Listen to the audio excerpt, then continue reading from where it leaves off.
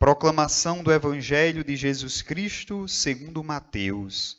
Glória a vós, Senhor. Naquele tempo disse Jesus a seus discípulos: Vós ouvistes o que foi dito aos antigos: Não jurarás falso, mas cumprirás os teus julgamentos feitos ao Senhor. Eu, porém, vos digo: não jureis de modo algum, nem pelo céu, porque é o trono de Deus, nem pela terra, porque é o suporte onde apoia os seus pés, nem por Jerusalém, porque é a cidade do grande rei. Não jures tampouco pela tua cabeça, porque tu não podes tornar branco ou preto um só fio de cabelo. Seja o vosso sim, sim, e o vosso não, não. Tudo o que for além disso vem do maligno. Palavra da salvação, glória a vós, Senhor.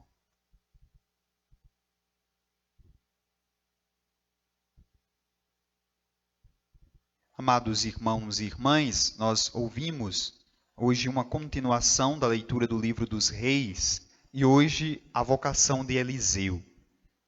Antes líamos aquela passagem de Elias que tem o encontro com o Senhor através daquela brisa suave e refletíamos que Deus age e se manifesta aonde nós menos esperamos que Ele esteja, aonde menos esperamos a sua ação.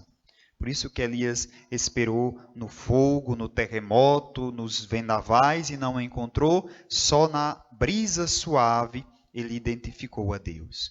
Agora Elias é chamado a passar a sua missão profética para alguém e Deus envia para Eliseu.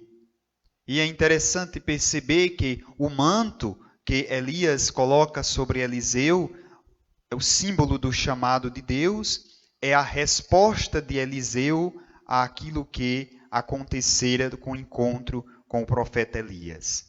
Ele apenas pede: deixa que eu vá beijar meu pai e a minha mãe, depois eu te seguirei. E de fato assim ele faz. A palavra dada por Eliseu a Elias é cumprida, porque ao ouvir o chamado de Deus, Eliseu não hesitou. Pelo contrário, ele agiu fielmente e fez com que o seu chamado fosse vivido de uma forma intensa.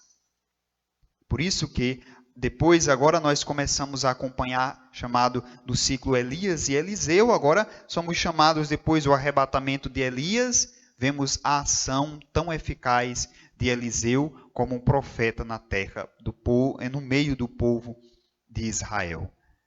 Essa imagem profética que é suscitada no livro dos Reis é a imagem que todos nós somos também chamados. Não é só Elias e Eliseu que é chamado a ser profeta. Todos nós, pelo batismo, nos tornamos sacerdotes, profetas e reis. O nosso dom da profecia é dado no batismo.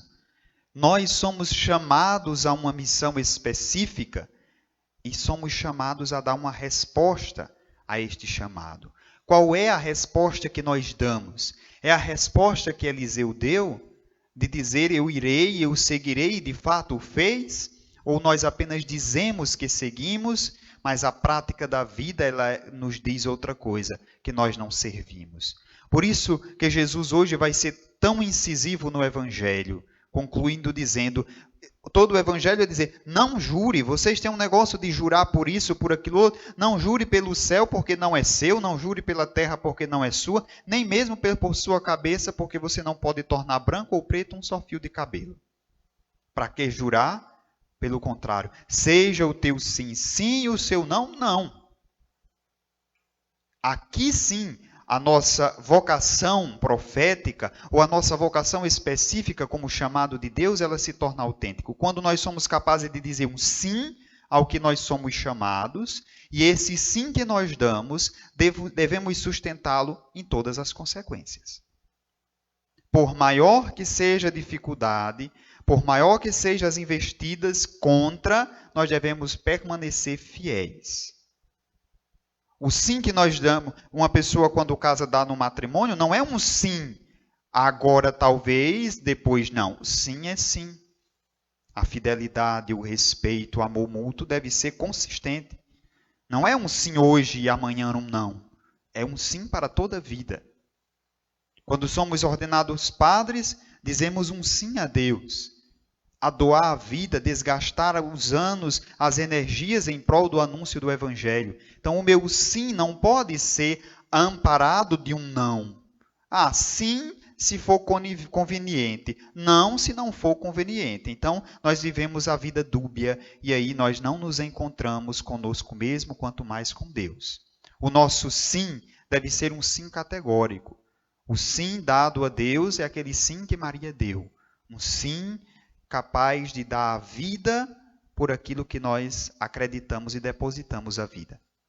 E um não quando aquilo que é contrário à lei de Deus, contrário ao Evangelho. Ou seja, ter coragem de dizer não àquilo que nos afasta de Deus e o nosso não ser não mesmo. E não utilizar aquilo que é objeto do não para satisfazer o nosso desejo e usar a desculpa de nossa fragilidade humana. Não é bem assim. O sim é aquilo que é vontade de Deus, devemos dizer sim e seguir e assumir. Aquilo que é projeto do mundo e que nos afasta de Deus é dizer não e o nosso não ser consistente e consciente e incisivo. Foi isso que fizeram com que os santos alcançassem a beatitude, ou seja, alcançassem o reino dos céus. Eles não foram homens e mulheres de meias palavras. Hoje celebramos a festa de Santo Antônio. Antes o nome era Fernando, mas assume o nome de Antônio como uma mudança total e radical ao serviço do Evangelho, como um pobre irmão, como alguém que se doou completamente à pobreza, à austeridade, mas de viver radicalmente o Evangelho. O sim dele foi um sim autêntico. E aí enfrentou muitas dificuldades. Mas não cedeu às seduções dos nãos que o mundo oferece, que muitas vezes parece ser mais sedutor do que o sim, que é o seguimento da boa nova do Evangelho. Por isso peçamos a Santo Antônio que interceda por cada um de nós, para que assim como ele deu o seu sim e viveu plenamente, também o nosso sim seja de tal forma que nos orgulhemos de vivê-lo no nosso dia a dia. Louvado seja nosso Senhor Jesus Cristo, para sempre seja louvado.